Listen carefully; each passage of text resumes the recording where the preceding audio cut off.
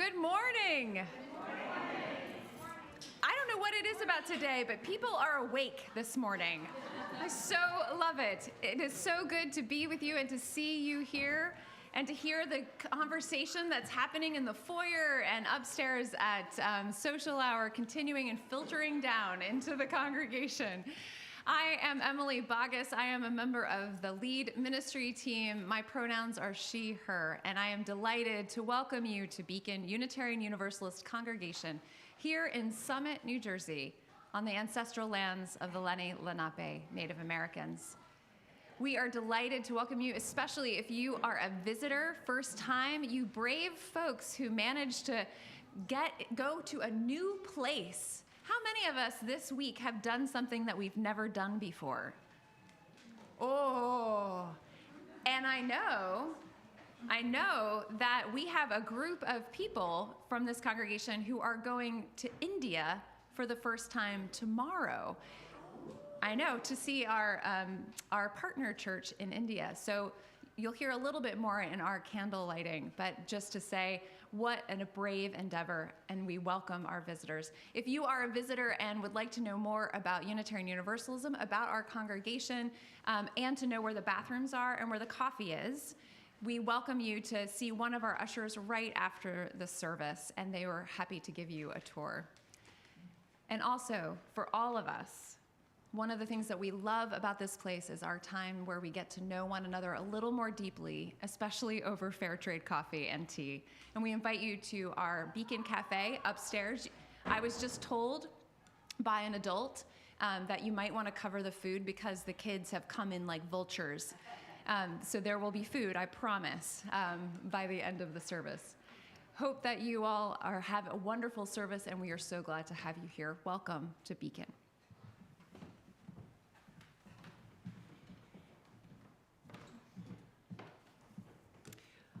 Good morning. I'm Helen Kerr. I'm the worship associate this morning, and we're going to light the chalice with gratitude for the ingenuity, spirit, and resiliency of women. In particular, we light this chalice for all those unknown women spiraling back through time to whom we owe our existence.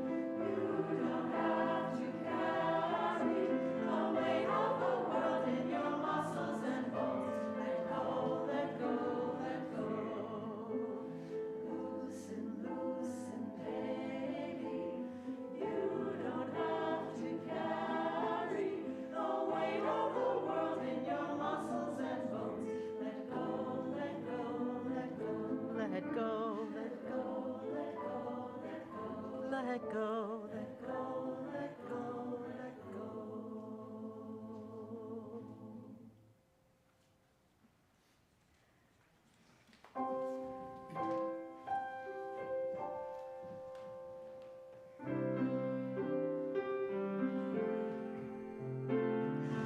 We all live on our own mountain so high. We all live on our own mountain so high.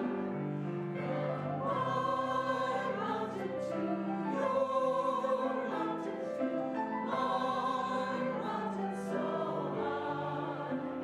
From our mountain to your mountain to our mountain so high. I'm calling you. I'm calling you. I'm calling you. I'm calling you.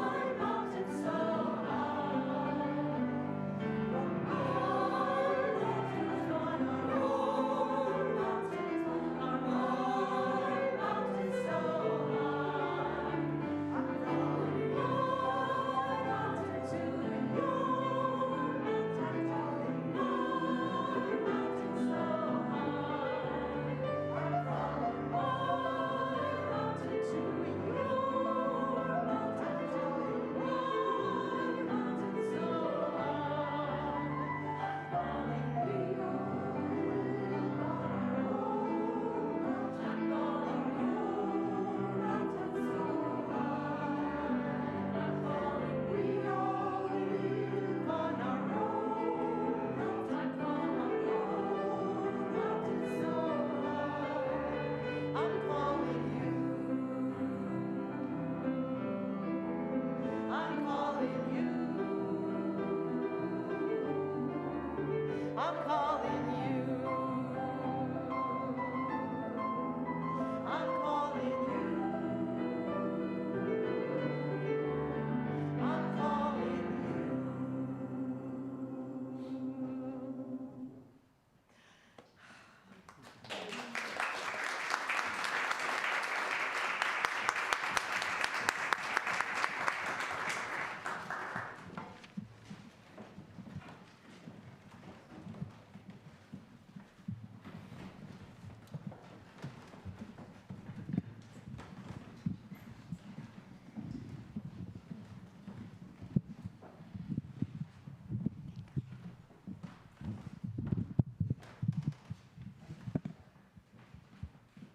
Good morning, Beacon.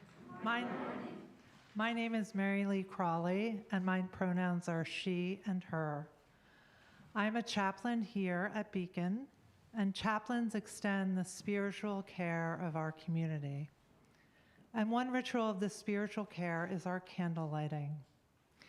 This morning, we light a candle of sorrow and outrage at the murder of Najee Seabrooks on Friday afternoon at the hands of the police.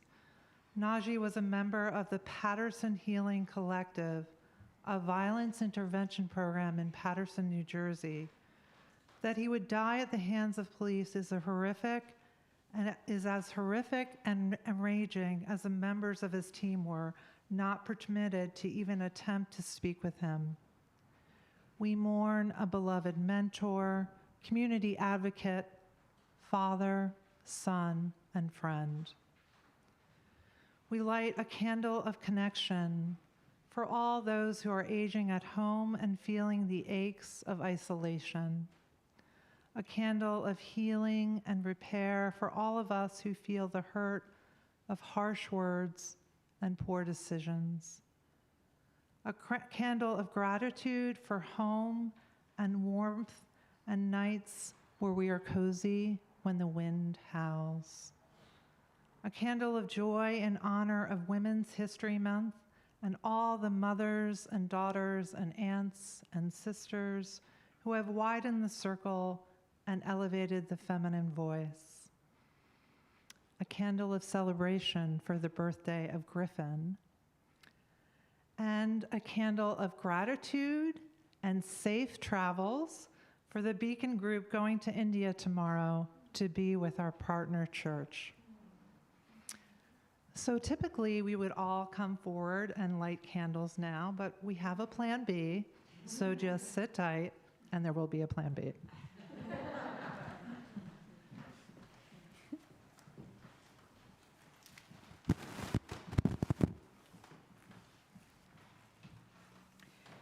To begin Women's History Month, we're going to share a litany of women's quotes.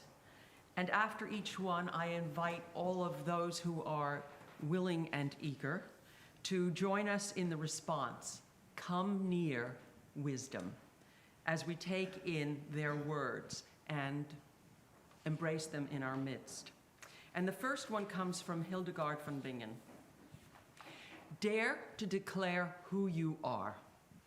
It is not far from the shores of silence to the boundaries of speech. The path is not long, but the way is deep. Come near, wisdom." From Sojourner Truth. "That man over there says that women need to be helped into carriages and lifted over ditches and to have the best place everywhere.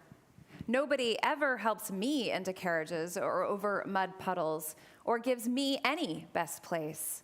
And ain't I a woman? Come near, wisdom." I've never been interested in being invisible and erased. Laverne Cox. Come near, wisdom. Malala Yousafzai. "I raise up my voice, not so that I can shout, but so that those without a voice can be heard. We cannot all succeed when half of us are held back." Come near, wisdom. And this is Audre Lorde. "I am not free while any woman is unfree, even when her shackles are very different from my own." Come near, wisdom. From Gloria E. Anzaldúa. "Nobody's going to save you. Nobody's going to cut you down, cut the thorns thick around you. Nobody's going to storm the castle walls, nor kiss awake your birth, climb down your hair, nor mount you onto a white steed. There is no one who will feed the yearning. Face it, you will have to do it yourself. Come near, wisdom." Amanda Gorman. "Hear me as a woman. Have me as your sister on purple battlefield breaking day, so I might say our victory is just beginning. See me as change. Say I am movement, that I am the year, and I am the era of the women." Come near, wisdom. And our last quote comes from Winona LaDuke. "We are part of everything that is beneath us, above us, and around us. Our past is our present is our future, and our future is 7 generations past and present." Come near, wisdom. A couple weeks ago, Dr. Thule, our colleague on the lead ministry team, and Misa Iwama, Director of Music Ministry, Jermaine Kripe, and Dana Moore, who are members of our Lifespan Ministry team, we all answered the invitation of Beacon member Chad Petrove to go to the Morgan Library and see the exhibit where he works, entitled Enheduanna and Women of Mesopotamia. Now, the exhibit brought together artifacts that had never been in the same space before. The curator's intention of this exhibit was to take artifacts that, in many cases, had been displayed in such a way that a male figure on the artifact was the most prominent or perhaps only feature you could see if you went into a museum, despite the fact that on these very artifacts, vases, tablets, it was a female figure for which the item was created. But in museums around the world, these artifacts had been placed against walls with only the male figures showing. The objects had been understudied or, frankly, not studied at all in their proper context. One of the discoveries made was Enheduanna, who was a priestess and an advisor to a king in the 23rd century before the Common Era, is the world's first published author. By bringing these artifacts together, the curator was able to learn about the roles of women across centuries. Walking into this space was like walking into sacred space. It's one of the most spiritual experiences I've ever had and been quite surprised by, as I didn't anticipate it. I thought, okay, we're going to see some really old stuff and read some translated things and have lunch. That'll be exciting, and I'm in. But I was amazed and humbled.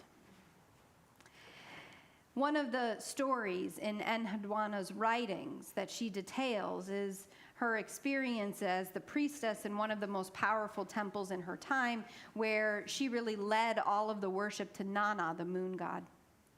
There was a jealous priest, story sound familiar? Who didn't like her voice and her leadership and went after her successfully, got her removed from the temple.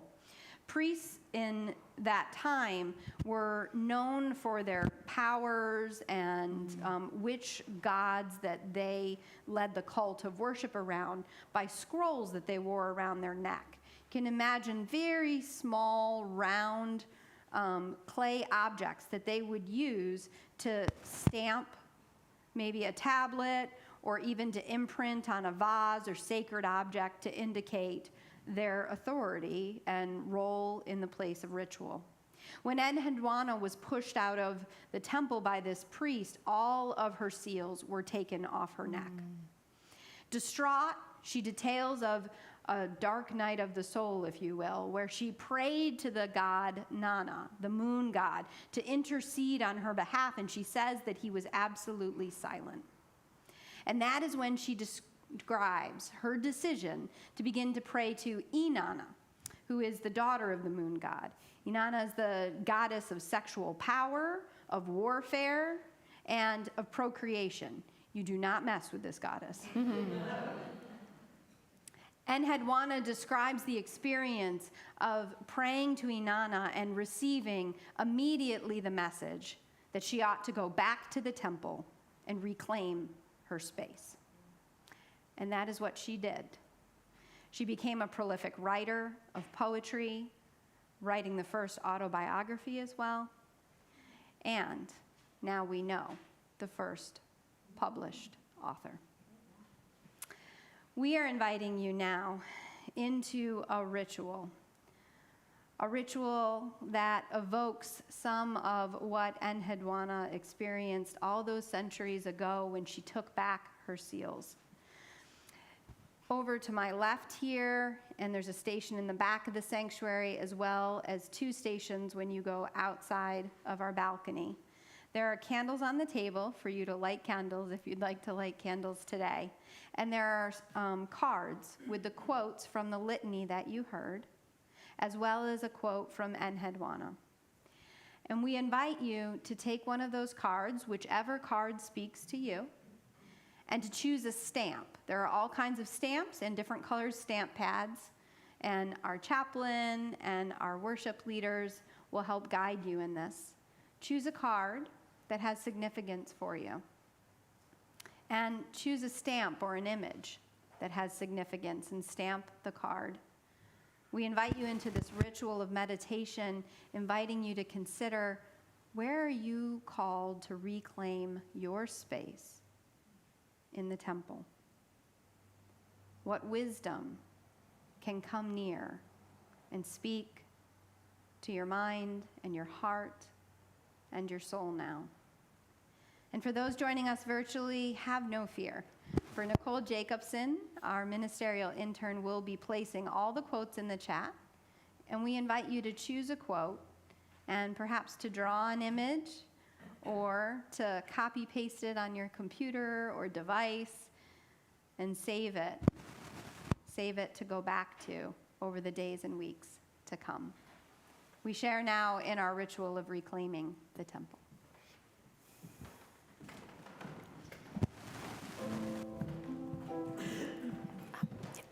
I think you come upstairs with me.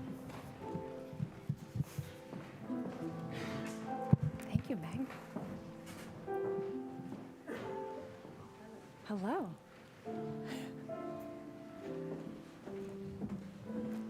So there's two.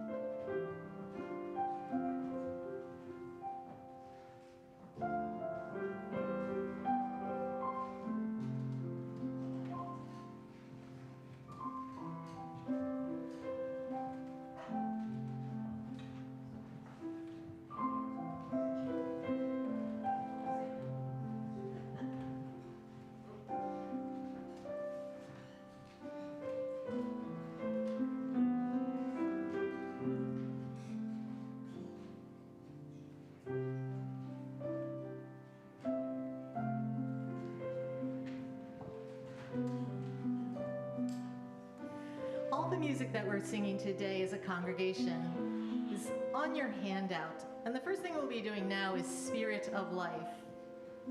All the music of today is also, that the congregation sings together, is written by women. And this first piece is written by Carolyn McDade. I invite you to stand in body and spirit and join in singing Spirit of Life.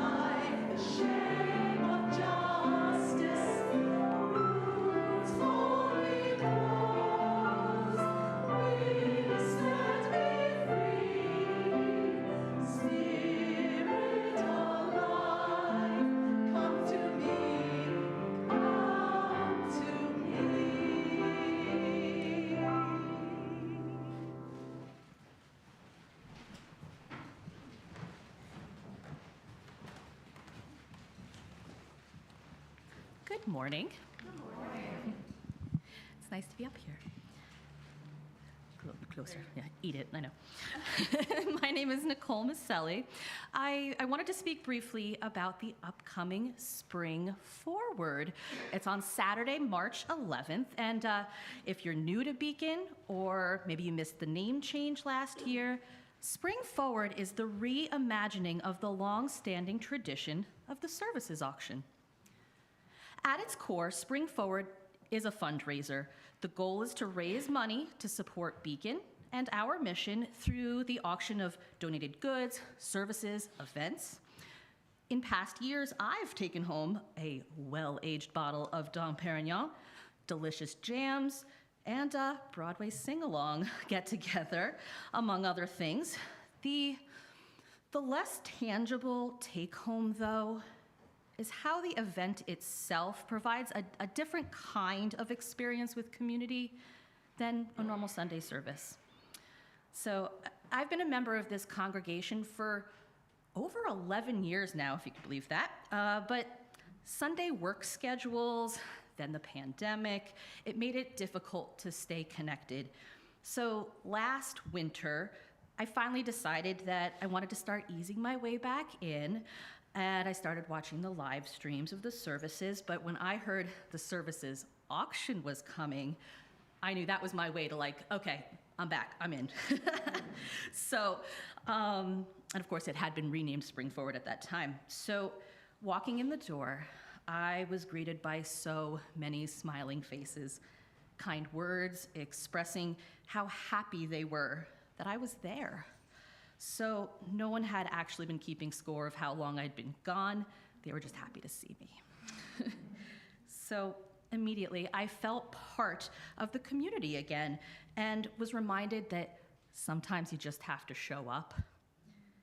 Because when I show up, when Kathy shows up, when you guys show up, we remind each other that we could do great things with our collective time and, yes, wallets. So on that note, I'm excited to be offering my own unique experience for auction this year. Sorry to steal the thunder choir. At which you can sharpen your charcuterie skills beyond a plate of cheese and crackers. Because, pro tip, if you make it look fancy, you can eat cheese and crackers for dinner like a preschooler. So online bidding and pre-bids have begun, so be sure to get your tickets. I'll be at the ticket table outside after service. And go check out the offerings on our website. Happy bidding. I'll see you there.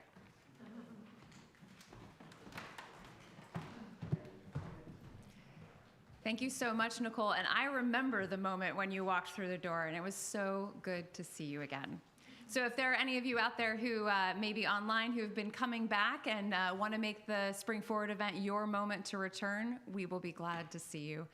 Our morning offering alongside Spring Forward, fund our mission to feed the human spirit, to heal the world, and of course, to be a radically inclusive community. The offering will now be given and gratefully received.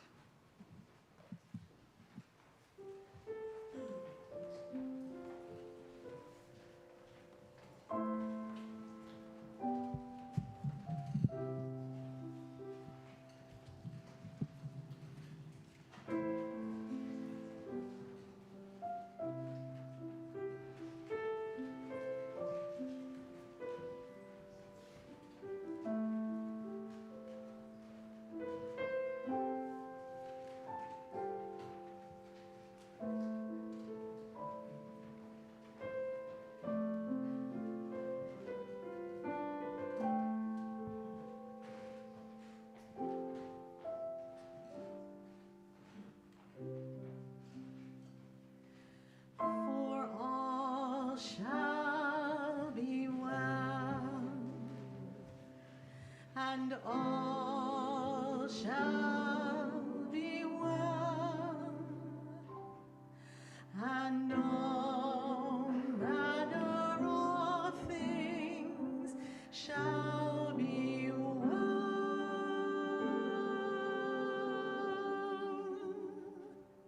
May you be safe, may you be well, may you be lifted up in joy.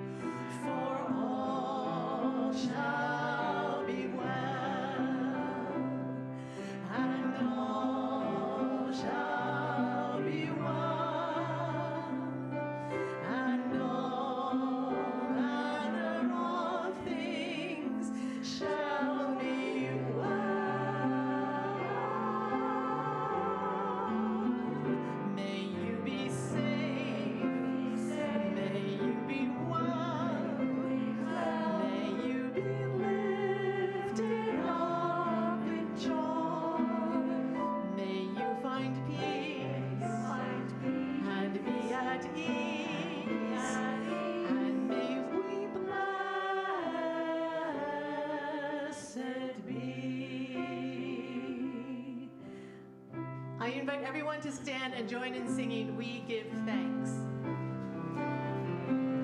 Oh, we give thanks for this precious day, for all gathered together at this far away, for this time we share with love and care. Oh, we give thanks for this precious day. Oh, we give thanks for this precious day, for all gathered together at this far away, for this time we share with love and care. Oh, we give thanks for this precious day.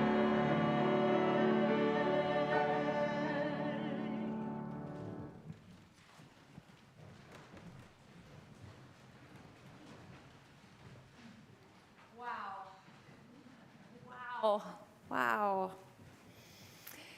Here at the beginning of Women's History Month, I've got one name for you: Esther. She is one of two women who have an entire book in the Hebrew Bible written about her life. Her name itself was written 55 times throughout the story, more than any other woman in the Hebrew and Christian Bibles, including Mary, the mother of Jesus. Purim, coming up next week, or this week, is a celebration of Esther and her brave act. But what is her story? It begins with another woman, Vashti. Vashti's husband was the Persian king, King Ahasuerus, and he banished Vashti because Vashti would not do as he commanded. Vashti stood her ground, and she was punished for it. That required the king to get a new wife, someone who was beautiful like Vashti, but also obedient. That wife, of course, ends up being Esther. Esther has a secret, however. Esther conceals the fact that she is Jewish. She conceals and hides that identity. It makes me wonder how many of us have concealed the vulnerable parts of ourselves, especially when we are not of the dominant culture. We do so to ensure that we belong or to ensure our safety. But then something changes. Esther's adoptive father, Mordecai, his life is now in danger. He has refused to literally not bow to a powerful leader, Haman. Haman is so infuriated by this act that he resolves not only to kill Mordecai, but to kill all of the Jewish people in the king's lands. Haman then goes to the king and makes sure that he can secure the king's favor, king's permission to do this, and the king says yes. The date is set when Mordecai will be killed and the killing of the Jewish people will happen. When Esther first learns of Haman's plans to destroy her people, she feels helpless. What can I do? Moreover, Esther is not allowed, upon pain of death, to approach the king. The king must summon her, and he has not summoned her for a few months. But Esther finds an inner strength, and she declares there in the Hebrew Bible, "I will go to the king, though it is against the law. If I perish, I perish." She is no longer pliant or obedient. Luckily, the king does not kill her. He even promises to grant her request in spite of not knowing yet what that request is. Esther asks the king to come to a dinner party. She knows that he will bring Haman with him. Haman, at that time, knows Esther is up to something, but he doesn't know what yet. Luckily, Esther draws on her strength of concealing and is able to deflect all of Haman's questions. She invites the king to another dinner party, and at that dinner party, The king is so beguiled by her beauty and her charm that he grants her whatever she wants. She reveals to the king what Haman is plotting to do, and she also reveals who she is, Jewish, and what this means for her. The king, at that point, springs into life. He is now in love with Esther in a new way, and he wants to protect both her and her people. Not only is Haman executed for his plot to destroy the Jewish people, but the king then grants the Jews in his land permission to defend themselves against all enemies. The book of Esther ends with Mordecai, her adoptive father, becoming the grand vizier. And the Jews from that point forward were allowed to live in peace and freedom and flourishing. Purim, the Jewish festival, takes place on the date that Mordecai and the Jews were going to be killed, as a marker that they were saved by one woman's bravery. And all shall be well.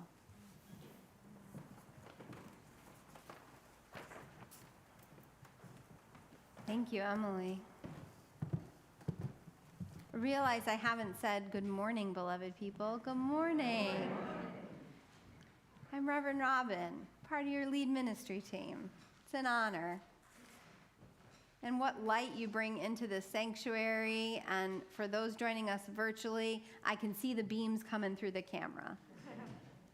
Sort of. It is hard, beloved, to describe the experience that I had at the Morgan Library, seeing these artifacts gathered together, no longer relegated to the corner of a larger exhibit, but put in the center of display, put in displays so that you could walk around and see the entire piece. It was like journeying into a sacred space, to see objects that had been in distant corners brought together, centered, finally studied in the way in which they should have been. And it was absolutely surprising to me. I did not anticipate having anywhere near the moving experience.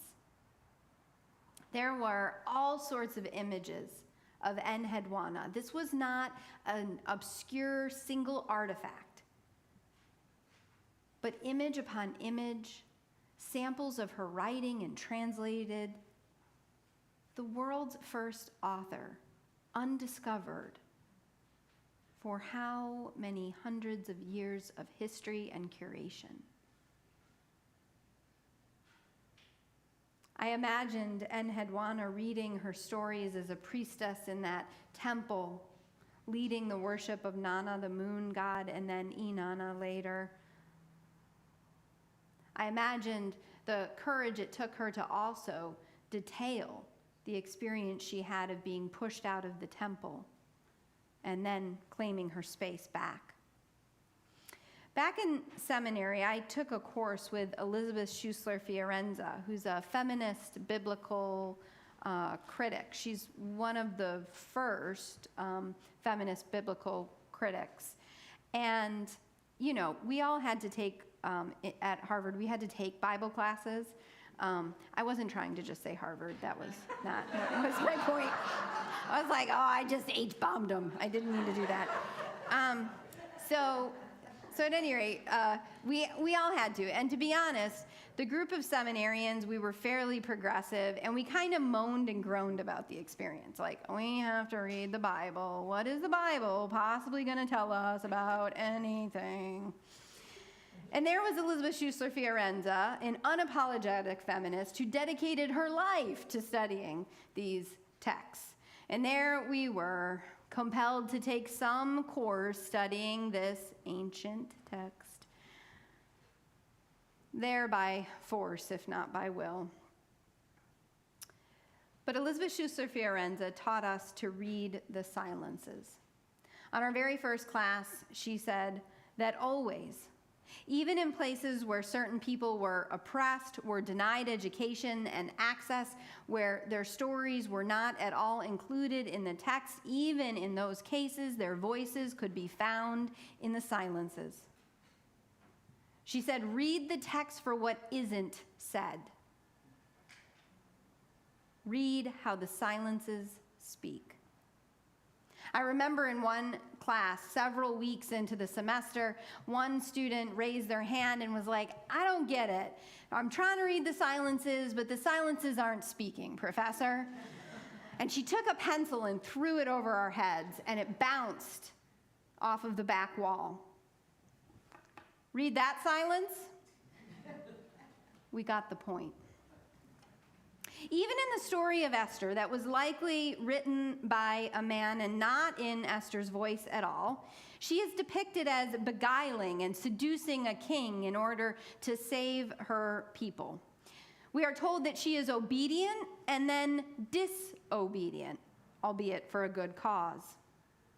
But the silences, where Esther really speaks, tell us a different story. A story perhaps of a woman who went in with a strategic plan, not only to save her people, but to liberate her people. A story of a woman who was thoughtful and waited for the moment that she created to liberate an entire people. Perhaps Esther was more obedient than the text could ever have imagined. Obedient to her own voice, obedient to her gifts, obedient to the voice of liberation. Walking into that exhibit, looking at all of the artifacts, listening to the voice of Enheduanna a couple weeks ago was like a microphone to the silences. On the one hand, it was enlivening and powerful to think, oh my goodness, the first author in the human history was a woman, the first published author ever. And on the other hand, as I read the writings and the stories of what Enheduanna had to battle, Misa and I spoke afterward, and she said in somewhat of a humored voice, isn't it comforting to think that in the 23rd century, before the Common Era, women were struggling with the same issues?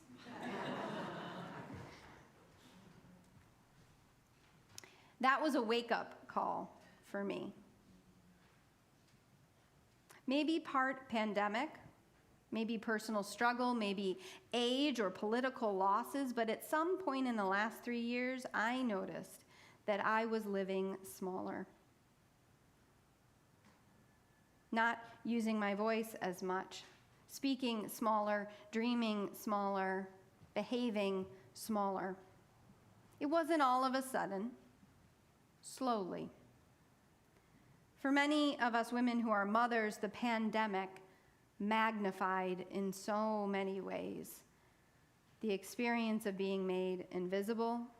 We were plunged into total childcare with no safety nets for many of us, albeit I have a lot of privilege and support. Schooling that required our participation and management in ways that we were not equipped for or supported in doing. A whole generation of women 3 years ago were sacked from the sidelines. You can read dozens of articles about this, studying how in academia, for example, over the last 2 years, there has been a precipitous decline of articles and work published by women. You can study the decrease in leadership roles as women were either fired or had to quit their jobs. Even as we celebrate a record-breaking moment in the 118th Congress for women in elected positions, this is a real impact of the pandemic that is only discussed barely at the edges. I'm thankful I had a job that allowed for way more flexibility than most. And Still, if I'm honest, 3 years later, I'm just coming back to myself. Have you ever had this experience? Maybe some of you experienced this with me.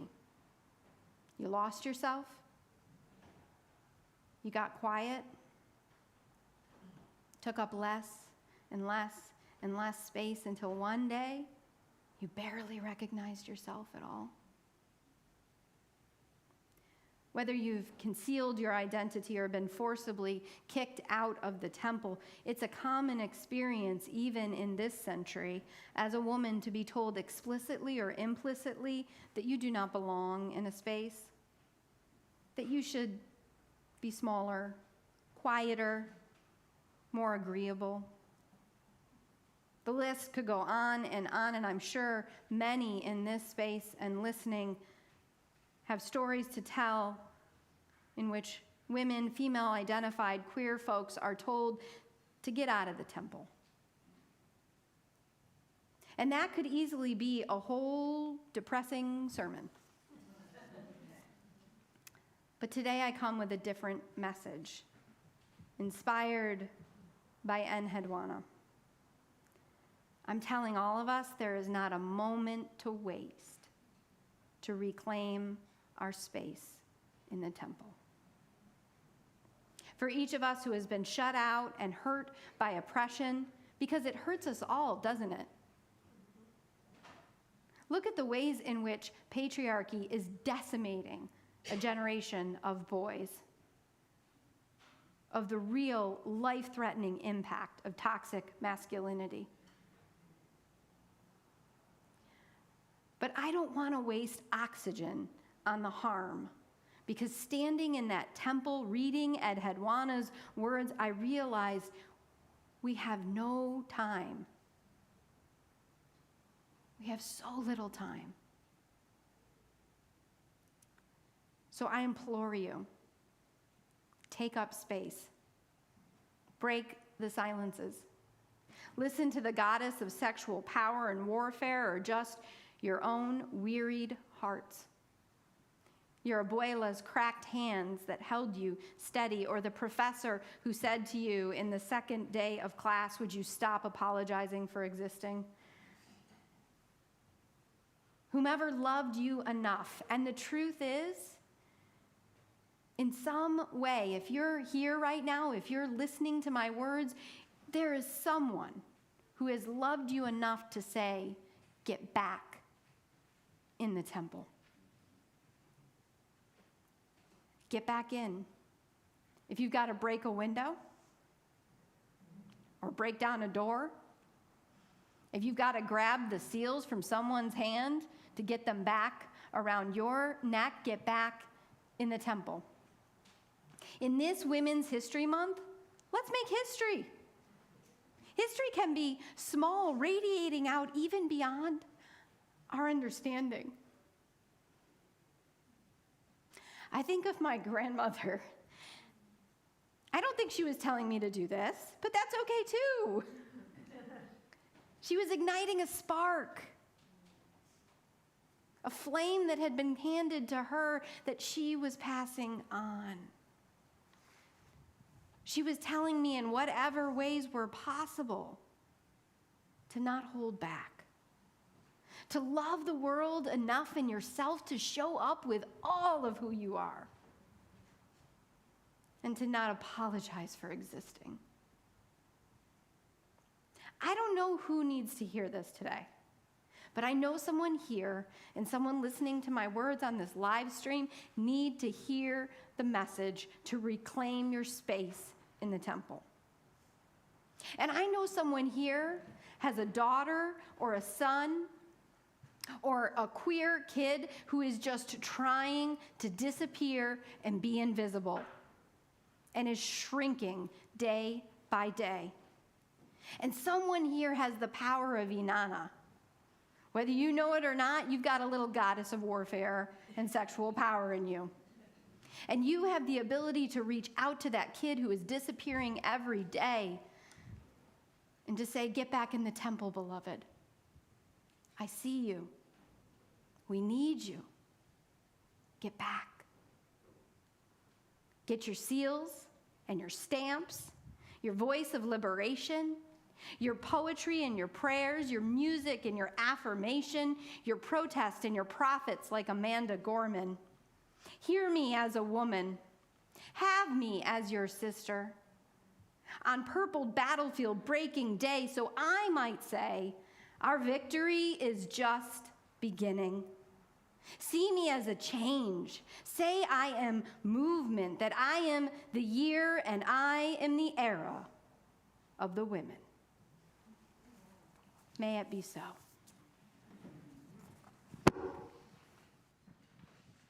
Our closing song today is Where You Go, I Will Go. That's written by Shoshana Jedwab, and it's on your handout. I want to say thank you before we sing this song. I want to say thank you to Irvin and Will, our live stream people, who help us get to you who are watching as we can all be a community together. And I want to say thank you to the board and to our worship associates and to everyone who led the service today, our welcome team. Let's say thank you to John O'Neill, who inspires every single time he comes in here.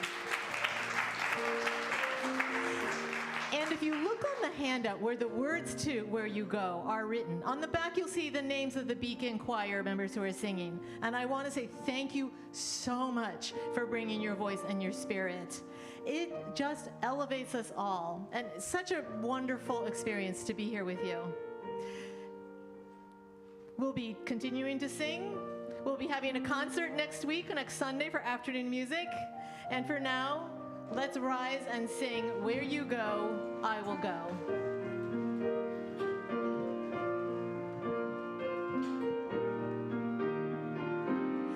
Where you go, I will go, beloved. Where you go, I will go. Where you go, I will go, beloved. Where you go, I will go. And your people are my people. Your people are mine. Your people are my people. You're divine, my divine. And your people are my people.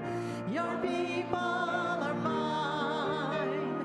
Your people are my people. You're divine, my divine. Where you go, I will go, beloved. Where you go, I will go. Where you go, I will go, beloved. Where you go, I will go. And your people are my people. Your people are mine. Your people are my people. You're divine, my divine. And your people are my people. Your people are mine. Your people are my people. You're divine, my divine. You're divine. You're divine, my divine. You're divine. You're divine, my divine.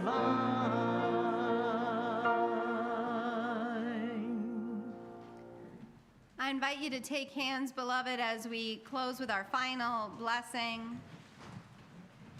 And if you're joining us with the live stream, perhaps if you're able, you reach your hands out toward mine. As you go forth this week, beloved, know that the light of love and liberation can never be extinguished, for it lives within you. Magnify it. Pass it on to a hungry, weary, and wonderful world. Hold to the light until we meet again. Where you go, we go, beloved.